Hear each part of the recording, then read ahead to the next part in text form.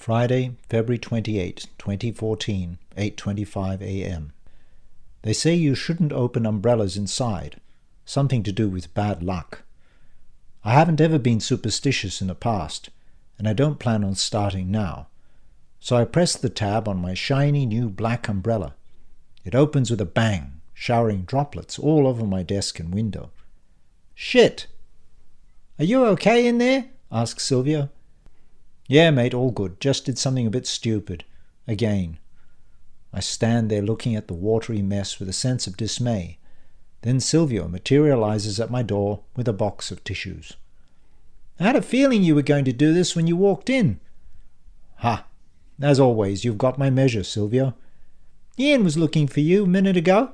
He's around the corner having a chat with Branca, so expect him soon. By the way, here's that Duffield acquisition file." "Ah, great, thanks." I put my umbrella in the corner, place the file on my coffee table, and take the tissue box. "How are things with you this morning?" "Yeah, good." He steps back as I wipe my desk. I see my handwritten notes are disfigured by the droplets, but I also note that my handwriting is surprisingly good. The problem is, it doesn't look like my handwriting, at least not exactly. "Do you need any help?" Silvio asks eventually. "Nah, I've got it covered." "You missed some drops by the window." "So I did." "All set for the big dinner tonight?" "Yep." I stop wiping. I suddenly realize how rude I've been.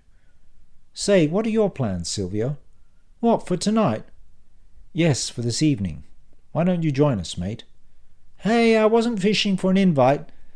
Besides, don't you already have one person too many?" Silvio raises an eyebrow. "You cheeky fellow." I wipe the pane and noticed a break in the dark clouds. Dull yellow beam shines from it down to the ground, like a light from a giant fading torch. "Please say yes, and by the way, I really don't want to make this a romantic night." "Well, I think you should." Silvio is smirking. "No, I shouldn't." I throw the compressed handful of wet tissues into my bin, basketball style. It lands perfectly. Just at that moment, Ian McRae appears behind him. I wonder how long he's been standing there. "Hey, great throw. You play basketball?" "Morning, Ian. Not for a while. I did in high school, then afterwards with a team at the local sport and rec centre." "Well, that just gave me an idea. But first," he pauses to let Silvio slip past him, "I just wanted to give you a big thanks for your help yesterday." "Oh, it was nothing." "Are you kidding me? You stepped in to argue that special appointment with practically no preparation time. I had drinks with Registrar Highclere yesterday. He said you nailed it, my friend. He was most impressed."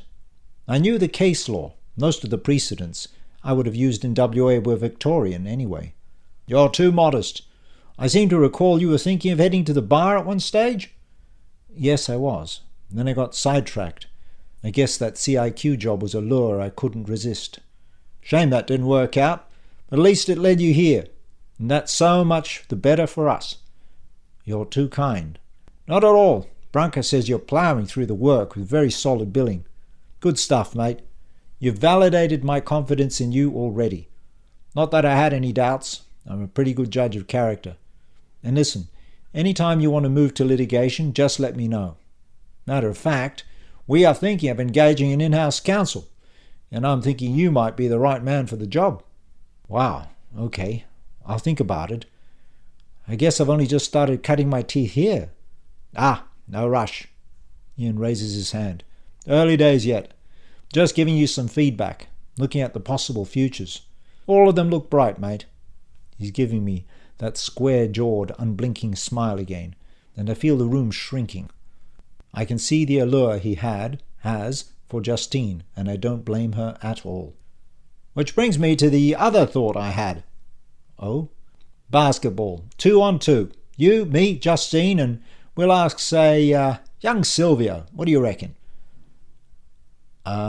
Yeah, why not?" "How does the end of next week suit you, after work?" "Well, I certainly don't have anything planned." Good. I'll get Susan to tee it up. 2 guys, 2 girls. It's going to be great." 2 girls? I'm frowning. "Yeah, you know."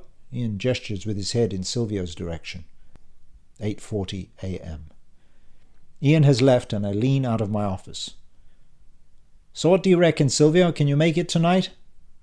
I just have to check my social calendar. Stop messing around. Remember, I'm your boss. Too true. But what would I wear? Now you're starting to confirm McRae's stereotypes. Oh, you noticed them? Silvio is grinning. Let's just say it didn't take long for him to show his true colours, pun intended. As we barristers like to say, all it took was one question too many. Disappointing, but hardly unexpected. He's arranging a 2-on-2 basketball game. So long as it's just basketball. I frown at Silvio. It's not funny, mate. Listen, it's him, me, you, and Justine. He stops grinning. Oh, bugger. Not that again. Sorry. Anyway, what's your answer? To the basketball or the dinner? Both, you dickhead. Well, I can hardly say no to basketball with my employer. Now, can I? They call that a career-limiting move. So is refusing dinner with your boss. Besides, you'll want to check out the studio. Well, since you're twisting my arm, what time? Justine made it 7:30. Okay then, I'll be there. 7:10 p.m. I had to rush home from work early. Thankfully, McMahon's is so much more accommodating than the old place in this regard. The stuffed peppers I'm making don't follow a difficult recipe, but they take time to make, about 10 minutes of initial prep time, and 1 hour and 20 minutes total cooking time. Now I promised myself this narrative would be recipe-free, but for the sake of completeness, here is my variant on Baba Vera's recipe for puņķene paprike. Recipe: filled peppers, puņķene paprike. Ingredients: serves 4. 4 large red, yellow, or orange peppers. 250 grams beef and pork mince combined. Half a cup of basmati rice uncooked. 1 carrot, finely diced. 1 onion, finely chopped. 1 small bulb garlic, crushed. Sauce: tomato paste, 400 milliliters of tomato soup, pre-made to your favorite recipe. Other: oil, I use grapeseed, ground red paprika, salt, and pepper. Preparation: fry the onions and carrots in oil at a high temperature until the onion starts to brown. Add the mince and garlic and brown that. Then add the rice, half a cup of water, and some salt, pepper, and paprika to taste. Leave to simmer for about 20 minutes. In the meantime, cut the tops off the peppers, taking care to remove all the seeds. Keep the tops as a decorative seal. Once the mixture is cooked, spoon it into the peppers, pressing it down, and fill it to the top. Then use the pepper top to cover. Place the filled peppers in a large pot.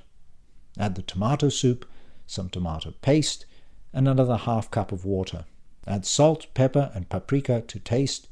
Bring the soup to boil, then reduce to a simmer. Cover and cook on a low heat for a further 1 hour, turning over carefully after 30 minutes. Don't worry if some of the contents spill out, it won't matter. I was going to make something for dessert too, perhaps something typically Balkan, to match the puņķene paprike. Then I realized I don't know any Balkan desserts. Well, I suppose I do, but who wants to eat knedle sa šļivama, fried plum dumplings made with potato flour, or šnenokle, meringue dollops and custard? Besides, I can't exactly call my Aunt Zora, Dad's cousin, on the Gold Coast and ask for a recipe reminder. More importantly, who has time to make that sort of stuff? So instead, I stopped at Enoteca Sileno, a specialist Italian food shop on Lygon Street, on the way home. It's just a block away from my house anyway, and bought almondine biscotti. That should do nicely. Okay, so where am I at? Currently the food is simmering on the stove top with about half an hour to go. I've just turned over the peppers, and they're looking great. The table is set. I'm showered, and I have on one of Frank's long-sleeved casual shirts, a Ted Baker square weave, and clean pressed jeans. I have plenty of time up my sleeve. I'm going to run down to the studio quickly and make sure Outlook and Skype aren't switched on. I'll also hide the shortcuts to Profile Generator 3.2 and the profile directory, just in case. Finally, I'm going to create desktop shortcuts to the sound engineering software that I know Frank has loaded onto the machine. I'll have a quick look at those, but I'm not too concerned about operating them. If I play my cards right, I won't ever have to look at them again anyway. When I get to the computer, I see a message is waiting for me. Hey D2, I tried to contact you by Skype, but I've had no luck. Listen, I've done a really, really stupid thing. You know how we take our wedding rings off when Kylie's not around? Well, they moved me to a different hotel room last night, and I seem to have lost mine. I thought I'd put it in the side drawer, but the staff have checked it and it wasn't there. I've been all through my pockets and everything. No go. I was panicking something awful. And then I realized you have yours. Problem solved. Could you do us a favor and print one over to Frank's house in Wanneroo? No rush. I won't be back from Kale for a couple of weeks. I know I can trust you, dude. D1. I'm trying to remember when I last saw my wedding ring. I don't think I was wearing it when I printed myself to Melbourne. I hope I haven't lost mine, too. I quickly reply, no worries, rushing now, but I'll get it all sorted soon. Don't worry. Speak to you later, D2.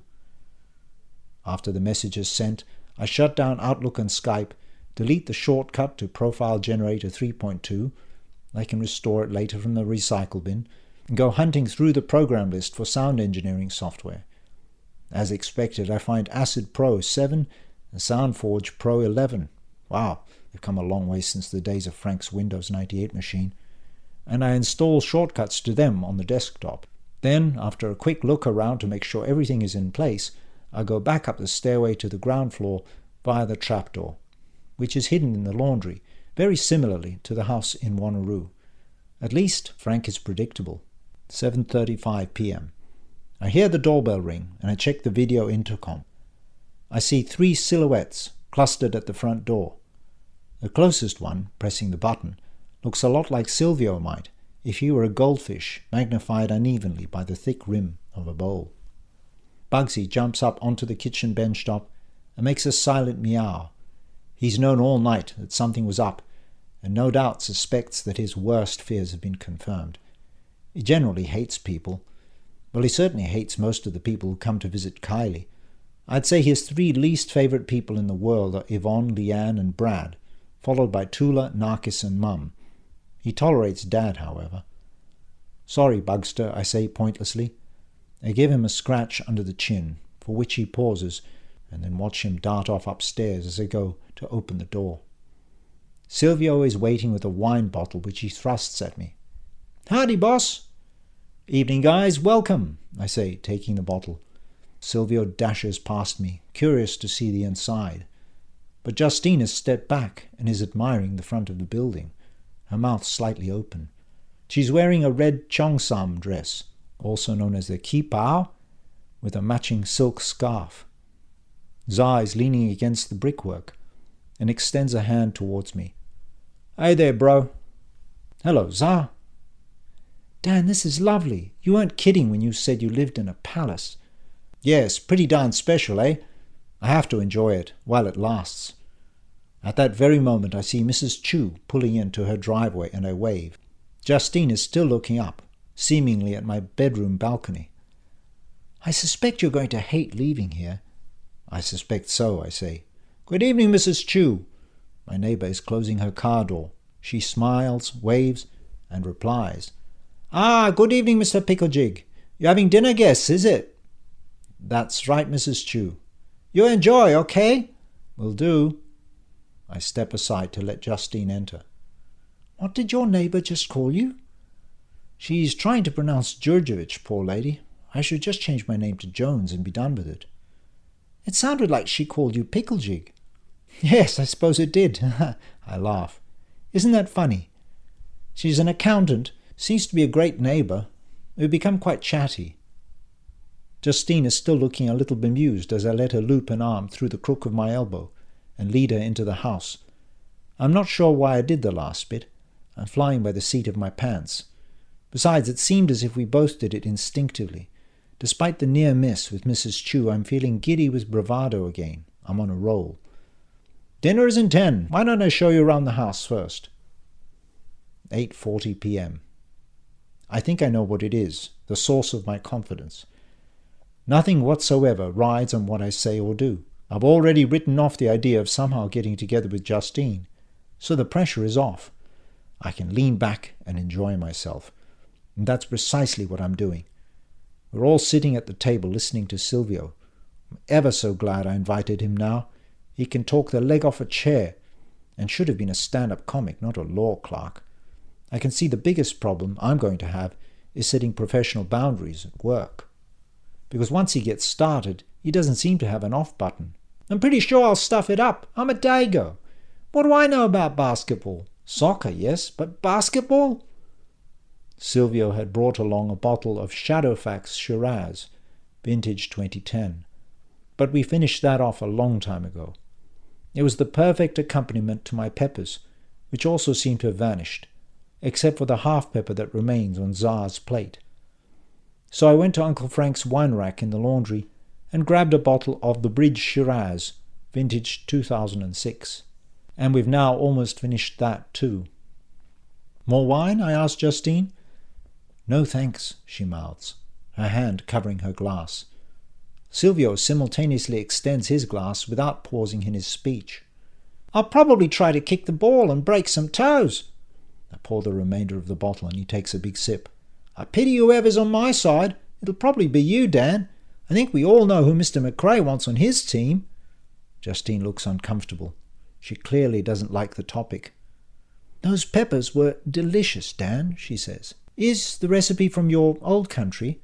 Yes, that's my interpretation of what my grandmother, Bamba Vera, used to make. As far as I can remember it, anyway. She passed away some years ago. Probably not long after you were born, Tsar. Tsar has sat quietly all dinner, drinking wine and playing with his food, like a child. When he has spoken, he has been mildly sarcastic. He seems to enjoy taking the odd pot shot at Silvio, who to his credit ignores it. From my time at Legal Aid, I have some idea why he's acting the way he is. Like some of my shadier clients, his pupils have shrunk to almost nothing. I can also see him scratching himself, sometimes furiously. Tsar, honey, you haven't eaten much. Justine looks to me apologetically. I have to look after him. He'd waste away if I didn't. Abruptly, Tsar yells. Just fuck off, will you, Just? I told you already. I'm not hungry. Tsar, that was so rude. Dude, don't do this, pleads Silvio. Tsar turns to me with his pupilless eyes, blinks very slowly and says, using Oxbridge received pronunciation, So sorry, my good man. I'm forgetting my manners. The cuisine was excellent. No reflection on you, dear chap. And he goes to stand, almost toppling over in the process. I could tell he was a bit unsteady before, but with some wine in him it has only worsened. I suspect he's taken something else as well. Tell you what, he says in his usual accent, at least you can cook. Not like that other guy, your boss, Mr. Ian fucking McRae. Pretty sure he couldn't boil an egg. But he knows how to order food at a fancy restaurant. And he sure has lots of cash. Now I think that's the part I'm going to miss. Actually, it's the only part I'm going to miss. But it's a big part. He reverts to his posh voice. Now, could someone please direct me to the nearest men's room? I have need of its facilities. Silvio stops Justine from getting up. Let me, Just. As they walk away, I hear Tsar saying, Get your hands off me, you fucking faggot. Put a sock in it, Tsar, and hold on to me. What the fuck have you taken? 8:50 p.m. Justine has spent the last 5 minutes apologizing. At first she grabbed her scarf and handbag and waited patiently in the hallway for Tsar to return. Obviously she was determined to make as quick a getaway as she could to end the humiliation. But Tsar and Silvio haven't made it back from the downstairs toilet yet. Should I go and investigate? No, I will, please, don't. You've been too kind. Justine abruptly walks towards the toilet adjacent to the laundry. Against her wishes I follow. We can see Silvio standing outside the door, knocking gently. When he sees us he shrugs and says, I don't know, he's just not answering. Oh, for God's sake, says Justine. She grabs her handbag, rifles through her purse, takes out a 10-cent coin, and uses it to open the toilet door lock from the outside. I have to say that I'm impressed. When the door opens, we can all see that Tsar has slipped to the floor and is lying in a fetal position, his pants around his ankles. When Justine and I check him, he is breathing, snoring in fact. "Any idea what he might have taken?" I ask. "I know," says Silvio. "He took a couple of very strong codeine tablets and a couple of Valium before we left. He also had something else in his pocket too. I think he might have taken it at dinner." "Do you know what it was?" I ask. "The packet's still in the car. I'll go and check." Silvio dashes out. "I'm so sorry, Dan," Justine says for the umpteenth time. "Don't worry about it. Let's just concentrate on Tsar." At that moment Tsar stirs and opens his eyes weakly. "Sorry, must have dozed off. So fucking sleepy, dude," he mumbles. Silvio runs back breathless. "It's something called Avanza, 30 milligrams. I remember it from my medical negligence files. It is a drug commonly prescribed as an antidepressant, although it is also used because it has a sedating effect. So that's 2 codeine, 2 Valium, alcohol, and an Avanza. Are you sure he hasn't taken anything else?"